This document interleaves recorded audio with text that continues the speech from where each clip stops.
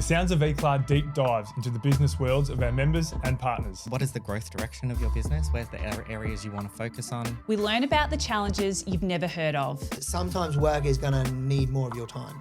And if you want to be successful, you have to be willing to do that. The skills and habits that are the backbone of their businesses. Life comes in seasons, just like the year comes in seasons. Some seasons will be really tough. And the feedback and advice that set them up for success. Being able to separate yourself from feedback and know that it's not personal and take it constructively, then you can only ever better the product that you've built. This is The Sounds of ECLA.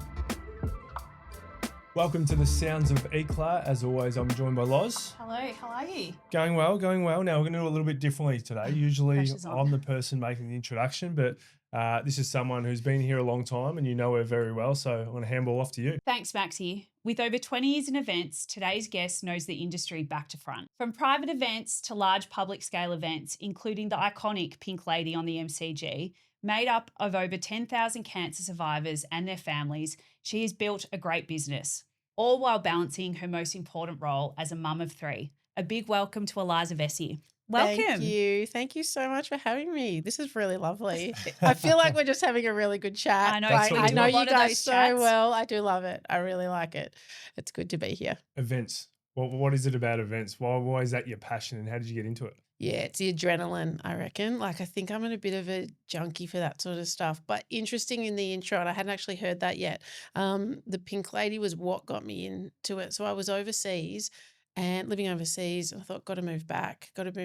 And I saw there was a job, sort of the late 20s.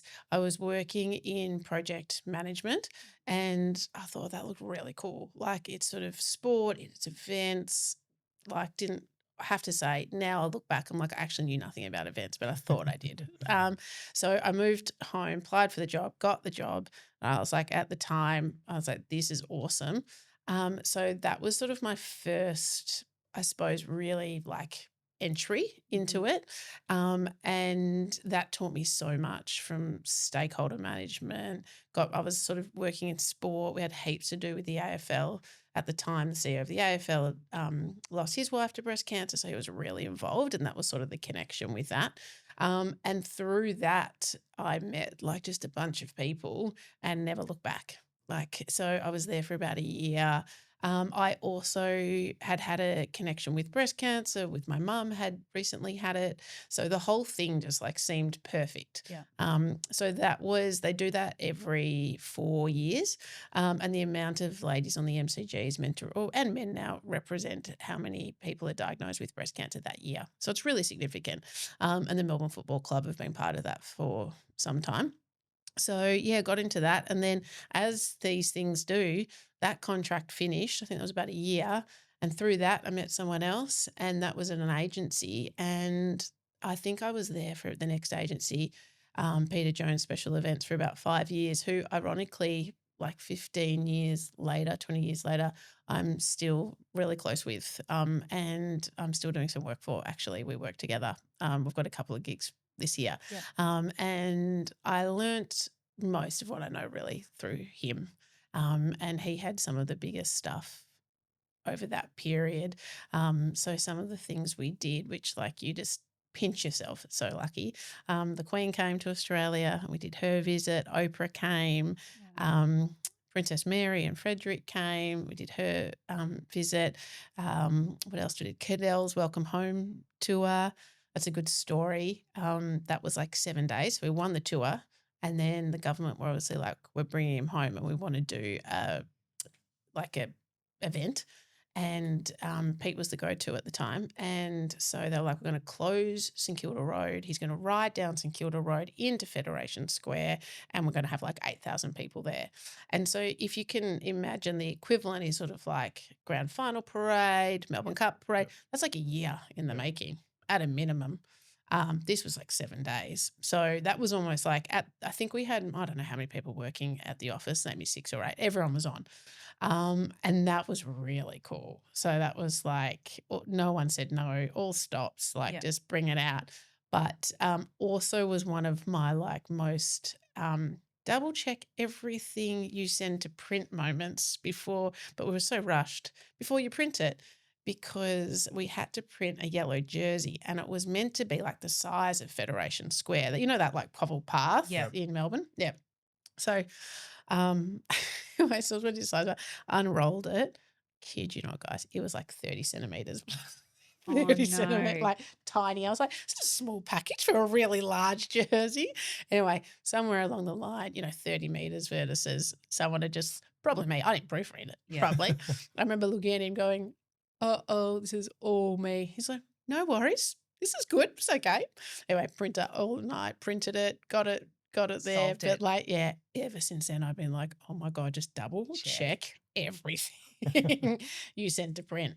But I think that's also like the part of it. Like I love, it's like some sort of roller coaster. Yeah. You're like up, up, up, up. And then the whole event's like kind of down, super fun. Yeah. And then you finish and you're like, whoa, what just happened? Yeah. And That then was what's cool. next? And then what's next? And we'll do it again. Is there a Like, real come down from that? Because you put such- so much time into it and then it's like, Such a come down. yeah, Like I call it event depression, Yeah. which is not a technical term or a medical term, or probably not one we should use lightly. But I do like after some big things. So for me, I'm quite heavily involved in football, which I love, and I'm really lucky to have such a great involvement with the AFL and some of the clubs. So we're leading to gather round here.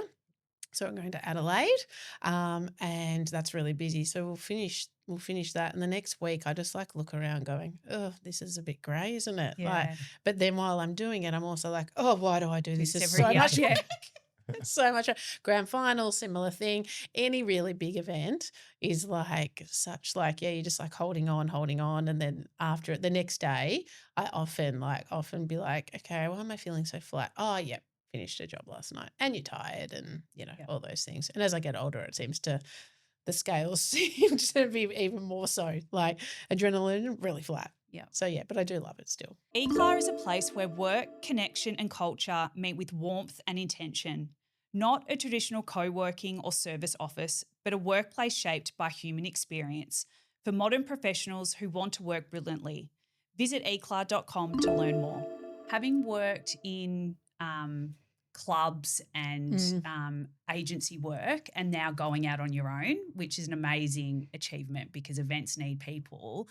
What have you found challenging about that, being on your own and having your own business and not the protection of being an events manager in a club or a sporting organisation? It's definitely challenging. I mean, you obviously don't have the resources. So often in like agency or club, there's like a whole sort of team of people that you can pull in. And I've got contractors and people that you can pull in, but at the end of the day, when it's mine and someone contracts me, I really feel the buck stops with me. Like if there's a mistake, if something doesn't go right, it really has to be my responsibility. Yeah. Whereas if you're sort of in an agency or club land, there is less, I mean, it's still with you, but it's less so because there's other people involved.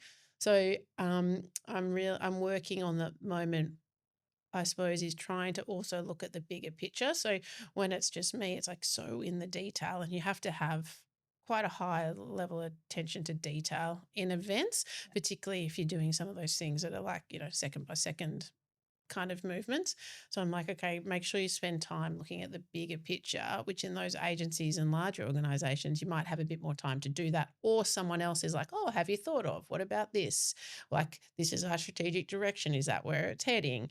And so I'm trying to sort of make sure that all those things align and I have time to sit and be like, okay, this is, a bigger picture. Have we thought about all those things? But yeah, that's probably the biggest thing, people and time. Yeah. Does that come natural to you, the attention to detail part, or is that something you've had to work on? Interesting. Definitely work on. Yeah. I remember like I had a really strict boss when I was at Breast Cancer Network, and we must have been writing much more those days. I didn't think I was that old, but I definitely was writing. I remember sort of writing this brief for the governor. We had a governor thing, and I got it back, and it just like had pink pen all over it, and her version of the red pen was the pink pen, and I was like, okay, Mrs. Swinburne, what have I done wrong here? Yeah. And that was amazing training, because I was like, you actually just can't be lackadaisical with these things. Like grammar, spelling, all those things are super important and reflect who you are. as a person. So yeah, I try really hard. It's not something that's natural. The bigger picture strategic stuff I feel like is more natural to Yep. me, but because I've chosen to work by myself, the other stuff has to be something I learn to be good at. Yep. You know? I imagine in events there's so many systems and processes to make sure you're not missing anything at all. Yeah. Outside of the attention to detail, what are the other sort of skills or habits that you have that really hold you in good stead to make sure that you can do your job and do it really well? Yeah, I think for me, the number one thing is relationships. Whether that be not necessarily with, I mean, hopefully with your client, but actually like suppliers. So we rely on lots of, like, if I have a bad AV person, that just reflects on me. Yep. So you need to have really, like, I'd almost pay controversially, 10% more to have someone Good that is supplier. really good. Yep. Like, I'm very particular about who I use on events, be it furniture, AV, signage, and form really good relationships with them. So that for me is, and I think you don't see that as much if you are in-house as much, because you've sort of focused, or you have to use people, or there's other things. Whereas when you're a specialist like I am, and I love what I do, and I don't have huge aspirations to be this multi-million-dollar business. Like, it's not, I really want to continue to do what I do and be involved in it. So if that in sometimes is like a staff with like 6 people and you can still be really involved, I'd be really happy with that. Yeah. And just doing some really great things for great people. Yeah. So relationships would be one thing, and energy, because you can be on the ground for like 14 hours and that's like normal. Like, Mm. I just don't even blink if I start at 6 and finish at midnight. Yeah. Whereas that's actually not a normal job. No. So, and then sort of sometimes you're back the next day, or you might have 3 days on your feet for an event, or, people who've just done the Grand Prix, they've had probably a month or more on their feet and without a day off. And you can't really turn around and be like, oh, hi, Mr. Old, I worked on Yeah, time Sunday. in Do lieu. I get time in lieu? Like, no, that's your job. Yeah. Like, you were meant to be there. So I think like a high level of energy and can-do attitude. So those two things, and you can almost see it in people straight away. Yep. Like, I can often work with people and be like, oh, this will be cute for you for a year or two, and then you'll probably have enough of this. And then you work with some people and you're like, yeah, you'll got be it. good. You've got it. Yeah, yeah. And everything else you can train. Yep. You can train how to do events, you Yeah. know, but the attitude is obviously like anything. Some people are just made for certain things and others are made for some things. So, yeah. On your journey through your career, you would have received different types of feedback, Mm. criticism from clients or suppliers, or what's hurt, but what's made you better in business to run better events? Yeah, I think for me, it's trying to do too much at once. And that has come, because I do have a can do, let's do it all attitude. So a couple of years with, and a very good friend, actually, also client, she was like, you're just trying to do too much and then you don't do it well. And I'm like, and this is when I was like, I had 2 events running on the one day, and you physically can't be in the same spot in 2 days. I had someone running, and you just, and I was like, actually, this is like, do what you do really well, or foresee that it's going to be an issue and make sure you outsource it Yep. appropriately. Because I do have that, I can do it. Bit control freaky, don't like to hand things off too much. I was just going to say, is Yeah. outsourcing hard because Yeah, you so do hard. know that it's coming back to you? Yeah. So that trust, but knowing that it's probably right for the business and your Totally. mental health, that So you have much. support. Yeah, you have to be out. There is like nothing wrong with doing that. But I'm 40 odd. And I feel like even now I'm learning that, like, that's okay. You don't actually have to do it all. Like, it's actually better if you don't. Yep. And it's good and fresh for new ideas and new things coming. So I feel like I'm definitely much better at that. But I remember that conversation with someone, and they were like, it's amazing. You're amazing, but this is not going to work. And I'm like, no, that's just not going to work at the When time. a client comes to you, do they bring 100% of this is what it is and this is how I want it to be, and then just do it? Like, don't argue with me, or is there like, is it a 60% where they go, Collaboration, this is what I want yeah. to do. You've got so much experience. Can you help me do this? Bit of both. Like I'm doing a pitch at the moment where I'm doing 2 pitches at the moment actually. And one, they were like, this is the, building we have and we need to activate. We have no idea what else is around that. Can you present something back? And so that creates some sort of like creative thoughts. And normally with that, now I will always reach out to someone and be like, hey, can you bounce some ideas off me? Because from a creative perspective, that's really important, because there'll be new things out there or just like the logistics operations. I never really questioned, but it's like, hey, what creatively do you think we could do here? So I often outsource that. Then I've got another pitch at the moment where they're like, we've actually run this once before. We've realized we need some help. This works really well. And we want to keep all of this, which is actually like 80% of it. But there's a little bit here that we think we can work with. How do you think it could look different, or what do you think? And then I'll contribute to that.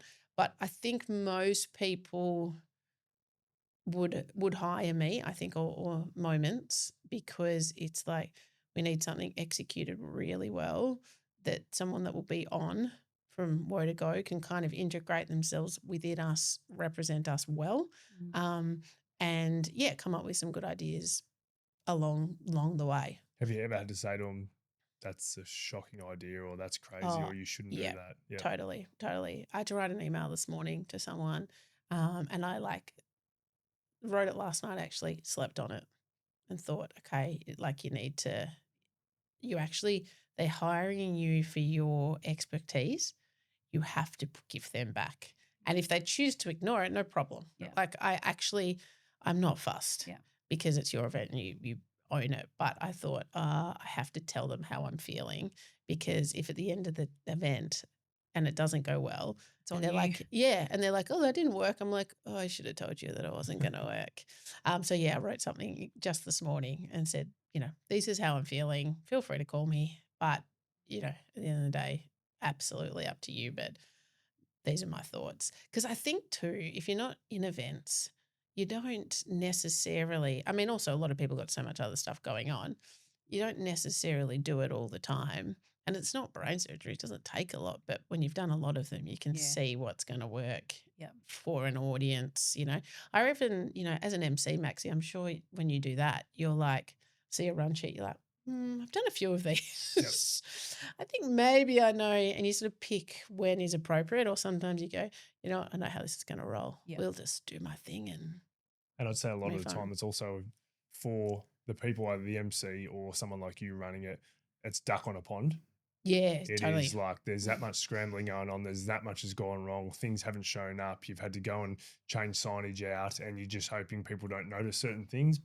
And I reckon 99% of the time people wouldn't, but and you always go back to, oh, I didn't get that right, or that execution wasn't right, totally. or we didn't plan that well enough, or we didn't see that coming. Yeah, and I think you always, at the end of the day, I always go, no one in the room or space knows what was meant to be there. Yeah. If you've pulled, never. Yeah. Like, Yeah, they don't have the run sheet. They don't have the run sheet. So most of the time it doesn't matter. But it's like, if you're if you don't have much to do on the day, it's really calm. That's always a really good sign. It's like most of the things have gone pretty well. But yeah, I think, but also good to get feedback from MCs, suppliers, other people that have done it 1,000 times as well. Yeah. What's something that frustrates you day to day for you in the events industry, and what's one thing that you would change in the events industry that frustrates you?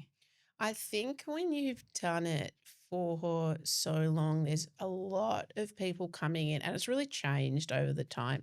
So we used to, and this might be the same in other industries, I'm actually not really sure, but we used to have you sort of specialist in that area. So you'd have theming and styling, and they were a business, and then event management was one business, and AV and whatever. And then nowadays you have lots of big organizations that are creative. They have it all in house. And so you're not getting unique ideas, or they're just all about what does this look like from a content perspective? How is this making us look? Rather than when you really care about events like I do, it's I mean, yes, we care about how it looks, but it's not necessarily, it's like there's the flow, it's the people manage, it's so many things you can't take a photo of Yeah. that make an event really special or a really special moment. And I think nowadays it's really, and I understand because content is king. It's so important. And I also am like, what can I take a photo to put on Instagram? Where can we, like, I met with my social media person yesterday and said, okay, what are we doing? Like, you need all that. But I think there's a difference in the attitude that you take to the event rather than, custom builds and all those things are very different visually from like sometimes just running a really good, well executed event, different people. A big thanks to the production team at This Is a Studio for producing this episode. They handle everything, the equipment, the technical expertise, and the editing, delivering you a complete, ready-to-upload episode in both audio and video. All you have to do is talk. Whether you're launching a podcast or leveling up your current one, they make it incredibly easy. If you need any support, have a chat to the team here at ECLA or reach out to This Is a Studio. Every school holidays you run events with Isaac Heaney and Toby Green. Yep. Tell us a little bit about yeah. that and how it all came about. Yeah, so that's fifth quarter camps, and that's really great. I have 3 kids, as you mentioned earlier, who are quite like right in the sweet spot of what fifth quarter camps is all about. So there's 5 of us that own it, Toby and Isaac, as you mentioned, and then Jay and Will, who are also in this office, who we love. And so we started that about 2 years ago. Jay and Toby started it together. Toby sort of had this idea. He's from Melbourne, lives in Sydney now, plays for the Giants. And he was like, parents here haven't grown up with AFL, so they're not teaching it to their kids as well as what they do in Melbourne. There's just not the market for footy clinics or to teach kids. And I think that's so true. If you've grown up teaching rugby, it's very hard to take your kids to a footy clinic. I mean, you would have seen it, Maxie, I'm sure. So Jay, being, with his creative thoughts, said, oh, let's do this. And I was sort of working with Jay on some things from an events perspective, and he rang me and said, can you run footy clinics? I was like, sure. yeah, no problem. And then Will got on board, and Toby said, we need someone from the Swans, and Jay said, well, who's the next best thing? Who's amazing? And he said, Isaac. And he was right. So Isaac, has flourished in so many ways. So yeah, we run them every school holidays in Melbourne and Sydney now. Depending on the holidays, we get, anywhere between 150, 200 kids. Toby and Isaac are super involved. They do lots of the drills, execution. They're there wherever they can be.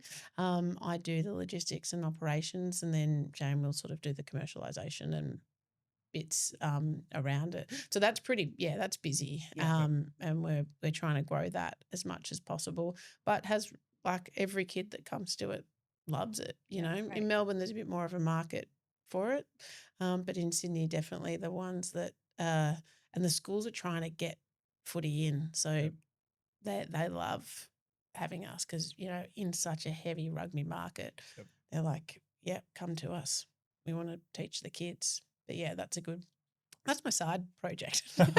I was just going to say, you've also got one major project, and that's being a mum. Yes. And we've had lots of chats about the balance of, being a mum and working. But having your own business, that's hard yakka, as well as having 3 kids. How do you find the balance? Yeah, there's no balance, No. Loz. I don't reckon. What I've come to, and you're right, you and I have talked about this and like the different sort of attitudes when it comes to, female versus the male brain. And my husband is amazing, but like I'm just 10 steps ahead without even trying. So I think what I've come to terms with is like just less of a balance, but it's like, all right, what's keeping me happy now? And the age-old saying, it's like all these balls, what's glass? What's going to drop? What's going to break? And what can I drop, and what keeps moving? And the kids are definitely at an age now where they know what I do. They can see, work hard, all those things.